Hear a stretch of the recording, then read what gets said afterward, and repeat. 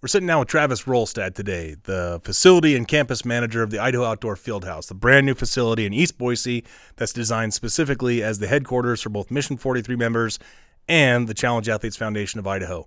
Travis is a native Yooper, a transport Idahoan that is finishing up his 20-year Air Force career and moved in a remarkable transition directly into his new role that's going to impact all the members of Mission 43 and the Challenge Athletes Foundation of Idaho. Let's get into it.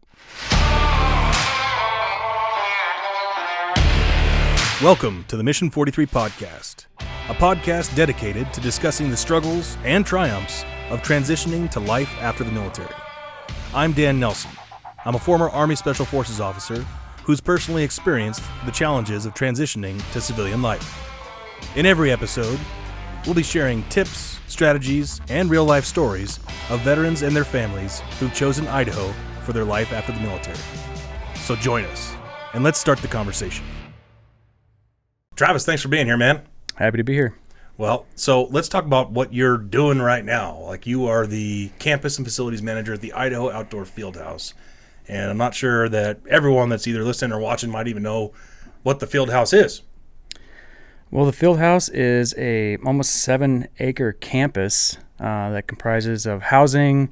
It's got the Fieldhouse, which is like, I like to kind of describe it as a small private YMCA with a pool and a rock wall and a gymnasium and admin and a kitchen and everything that we need to serve veterans and disabled athletes to get them back out and to do the outdoor things they love to do. And there's also a 15,000 square foot hyperbarics facility. No big deal there. Yeah. Huge. So that's still under construction. But me as the facility manager had a pretty unique opportunity to come on before completion of the project. So I got to see what was behind some of the drywall and, above, some of the ceiling tiles and stuff like that. And the series of catacombs that I asked for. Yes, exactly. Yeah. That's exactly right. And so, every week we get to sit down with ESI and have meetings and figure out what's going to happen next. And to be part of that prior to is a pretty unique thing. Like, normally a facility manager comes in way after the event, and then you got to kind of figure out where everything's at. And now I'm kind of hitting the ground running and have a pretty good idea of what's going on with the place, and have made a lot of really good contacts because I'm going to need a lot of help in making sure that facility is all that it can be. This is a huge job. Like, I have no idea how you do it, because you're balancing currently with, like, there's ongoing construction in our facility. A facility that, like, by the way, you mentioned it, but it's the headquarters of Mission 43 and CAF, or Challenge Athletes Foundation of Idaho. But this is a massive campus with a lot of different things that require special attention, like a giant nanatorium with pool complex and a hyperbarics facility, like all these different things that are probably in other places someone's individual job to take care of, and you're taking care of it all. It is. And, I'm kind of the belly button for everything when it comes to maintenance, and right now just like punch list items and stuff like that. And I couldn't do it without having a whole bunch of people much smarter than me at very specific tasks and trades. So having the opportunity to come here early, build those relationships with the electricians and the plumbers, and getting the contracts for landscape. And, we just had our first snow last Friday. If we wouldn't have had that pre-planned, I would have been out there with a shovel and or sand. Yeah. So it's a weird mix, because you're actually doing real work, like shoveling snow if necessary and doing handyman work around it, but you're not exactly the super either. You know what I mean? Like you said, you're managing these contracts for everything from landscaping to pool maintenance and maintaining relationships. Like, this is project management, like, to a T, right? It is. It's exactly that. And, me in Air Force for 20 years, I was in a civil engineer unit, and I did a lot of that construction management, project management. And so it kind of led me up to this point, and getting fortunately hired on for this position to be able to use the skills and knowledge that I have had in the background to kind of lead forward and do the best that I can here. Well, you spent a number of years, more than 20 years, right? 20 years exactly. 20 years in exactly. 1 month. There you go. 20 years in the Air Force, Mm-hmm. and you had civil engineering. So can you kind of talk about, in layman's terms, and like dumb it down, speak really slow for Army people or non-Air Force people like me? I can. So civil engineer squadron is essentially responsible for all of the base infrastructure, maintenance, construction, and so we have electricians, we have plumbers, we have our whole team. And normally the squadrons are between 100 and 300 people. And so I was electrical power production apprentice way back in the day when I first came in. So we took care of all the backup generator systems on the base and battery backup systems.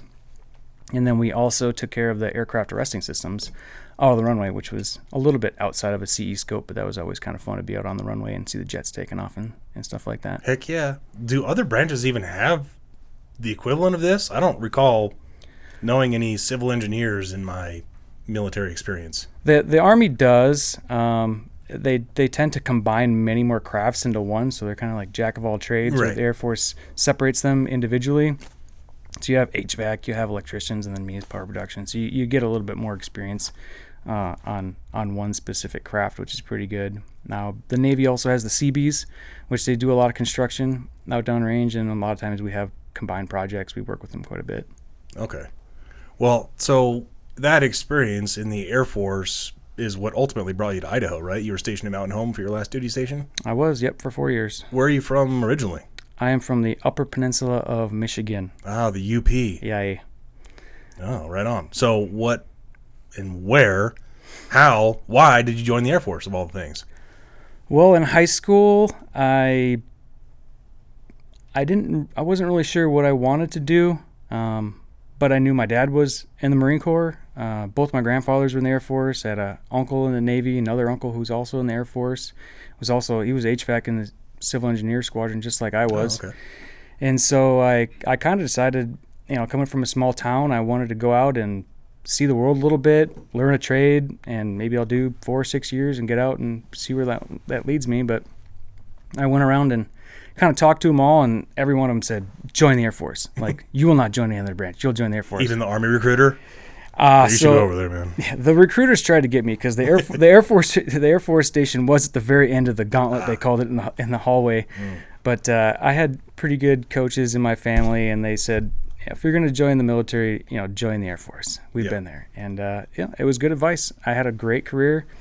I had a great AFSC or duty that I did. I wanted to do something that I could learn a craft and potentially just transition that skill set once I were to get out, which I thought at that point in time was only going to be 4 or 6 years. But 20 years later, I had great assignments. I had great supervisors. I had great mentors. I had a lot of fun and could have stayed in longer, but I really kind of fell in love with Idaho once I got here. It reminds me a lot of Michigan and has all the outdoor stuff. That's true. More mountains. Right. More mountains, but and much nicer winters. Yeah. I'll say. Well, so that's fairly unique in a couple things. One, it's not fairly unique that you fell in love with Idaho and you came here because it's Idaho, but to be in a military job specialty that directly translates to civilian employment, that's relatively unique. And being able to be in, I'm guessing, like towards the end of your 20-year career in the Air Force, you were in a managerial position of some kind as well. Yep. So it really does kind of directly translate to this position that you're currently in.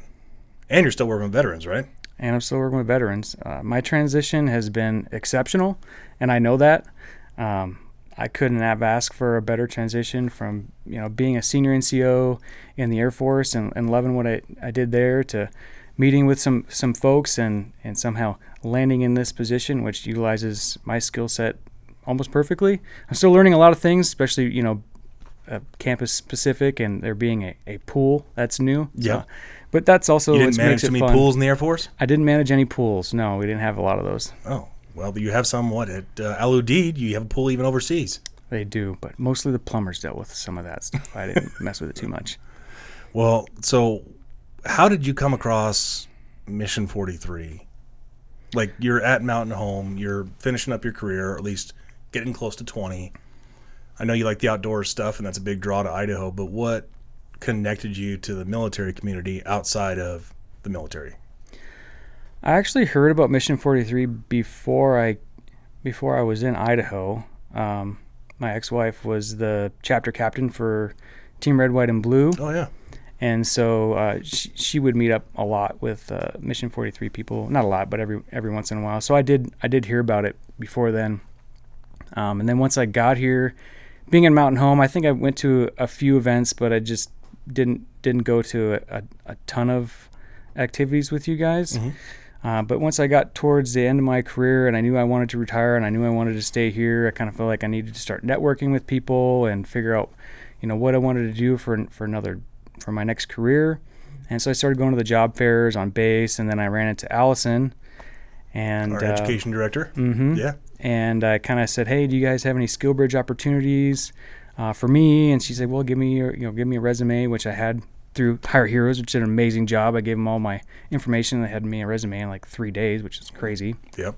And unfortunately, they didn't have anything for a skill bridge for my skill set. But she did mention that the Idaho Outdoor Fieldhouse was going to be opening in May of this year, and I was like, that's when I'll be retiring. What's this Idaho Fieldhouse thing?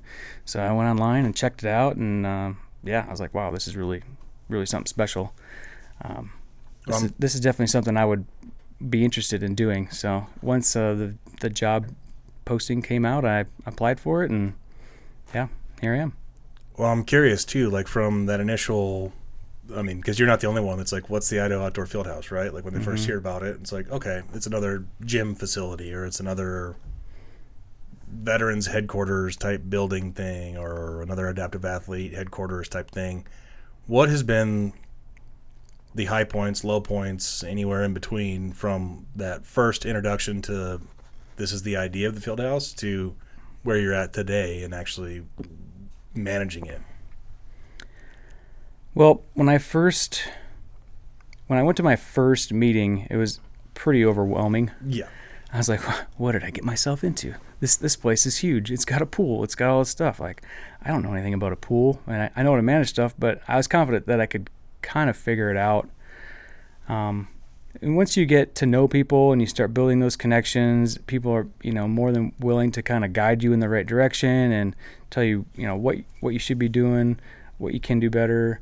And Brian Madden, director, he's been absolutely amazing. In fact, my last boss in the Air Force was a lieutenant colonel, and now my boss now is also a lieutenant colonel. Mm-hmm. So that was kind of interesting. As far as biggest challenging aspects of being here before everything is finished is that you do get to see all of the imperfections of construction.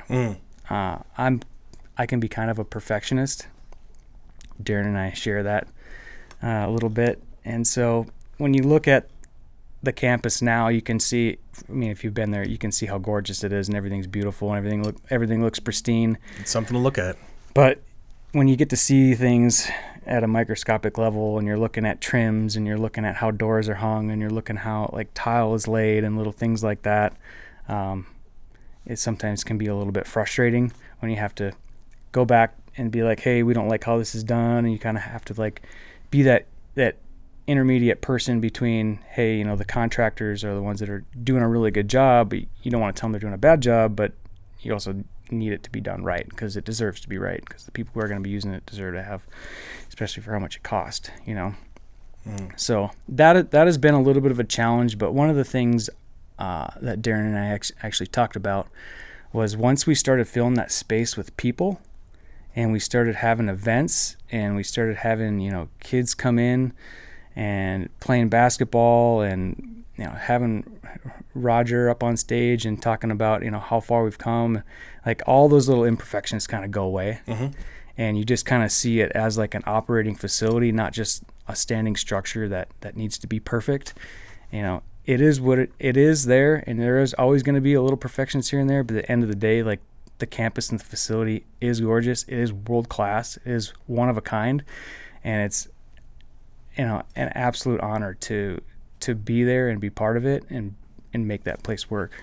Well, but that is a unique perspective though, because it's kind of like hunting. Like meat always tastes different once you actually kill and clean the animal, mm-hmm. And you've been immersed in watching or helping make the sausage, for lack of a better term, right? Mm-hmm. And now you get to watch everyone else enjoy it. So I think that's kind of cool. I mean, it's a unique perspective and something that gives you a totally different take on the facility, the campus itself, than everyone else. But is it what you expected, like the actual facility? Like, take away all the nitty gritty and the ingredients of the sausage. Like, did you know what you were getting into when you first heard about this project? No, I had never heard of anything like this before at all. In fact, it didn't really hit me. Even though I went on the website, you can kind of see pictures and you can read what it is and who it's for and what the mission is behind it. But until you get on the campus and you see, those big kind of like alpine looking angles coming off the top of the roof and like all the glass coming down and how high the ceilings are and just how big and open it is inside there,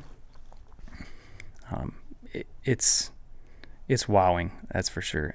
It'll kind of blow your mind away, and to know that there's people out there like the Albertsons, the Scott family, that they didn't have to do any of that stuff, Right. at all. There's a ton of different things you can do with money like that, but to want to do something better for their state and the community, the veteran community, and the challenge athletes, it can kind of take you back a little bit. It's very humbling, and they're very humble people, to say the least. And so it's a very meaningful and purposeful job, Yeah. for all of us that work there, to see those folks come in. And we haven't even started programming yet. It's only going to get better as we move forward and open up to all the programming that we have forward. What's been different about the people? I mean, you spent 20 years in the Air Force. You're from, the UP, Michigan, and you've been all over the world at this point in your life, your career. But what feels different when you're around these crowds that you're now immersed in? Mission 43, CAF, all those things. I will say first, like the similarities, there's a lot of similarities between working in the Idaho Fieldhouse and everybody that's there, and at least my experience in the military, that camaraderie that I was used to having in the Air Force, that brotherly love, that, hey, I got your back. I still feel that, with being part of Mission 43, going out on some of the events with CAF. We went up to Lucky Peak, and you get to see like the ground zero at where that impact really takes place. Yeah. To see the smiles on some of those folks' faces that have, they were in a car accident, a year ago, and they haven't done anything since, and now they're on a wakeboard and doing activity and getting people out from where they're sitting and meeting with people and having smiles on their faces. It's a big deal, it's the same thing with our veterans. I've mentored a lot of folks, I've coached a lot of folks, and I've had that also done to me. And the military is not easy. There's a lot of stressors on top of all this everyday stressors that we have in everyday life. And so, people get hit with that. And, there's a lot of depressing issues and Just disorders issues in general, right? that they have. And so those don't stop when you get out of the military. In fact, they probably get worse for a little while because you're trying to find your way. Yeah. And, Mission 43 being there to kind of pick you up and dust you off a little bit if you need that, and immerse you in the community and have your brothers and sisters there to kind of go out and do things with it's huge. It's a big deal. What does it mean to you, I guess, to be responsible for this facility that is solely meant for the members of these two groups, like the adaptive athletes of Idaho and the military veterans and military spouses and their families of Idaho? It's a big deal. It's a huge deal. I don't take it lightly. I definitely don't take it for granted. I know what it's for, and I've seen what it's for, and I can start to see what it's already been doing and to help people, and it's only going to grow from there. It means a lot to me to be part of it. when I would manage facilities in the Air Force, these facilities, they're weapon systems, essentially, right? And so you can't do your job, you can't finish a mission unless your facility is running at 100%. Right. Because if your AC goes out and your server goes down, your comms are down, now you got a mission halfway across the world that might lose a monitor or a screen for, and people can die. And while that level is not necessarily the case for the Idaho Fieldhouse, I still treat the Idaho Outdoor Fieldhouse and that campus like it's a huge asset. It's not a weapon system, but it is a huge asset, and without that asset, Mission 43 and CAF can't operate to the best of their ability. And the folks that are going to be going through the programming and stuff, they deserve to have somewhere they can be proud of, somewhere that they can do their best and get back out into the great outdoors of Idaho and do the things that they love doing. Well, that, I, as in my walrus build, I demand that my office maintains at a 55-degree temperature because I will die. You are quite needy. Above 60, it's true. But Travis, I really can't I can't tell you how much we appreciate you taking the time to be here. And you have a remarkable story of coming from the Air Force, and I won't say easy because nothing is easy, but you are a success story of transition into this current position that you're having an impact on the community. And in your role as the campus and facilities manager, you do a lot more than that. You interact with people on a daily basis, the people that, have earned some good in their life and have earned, the right to enjoy life here in this beautiful state. Absolutely. I can't say enough about how important it is to work there for me. There's a lot of people in my life that have had a huge impact and have gotten me to where I am today. And I just feel like the group that we have now and the dynamic that we have now has just been,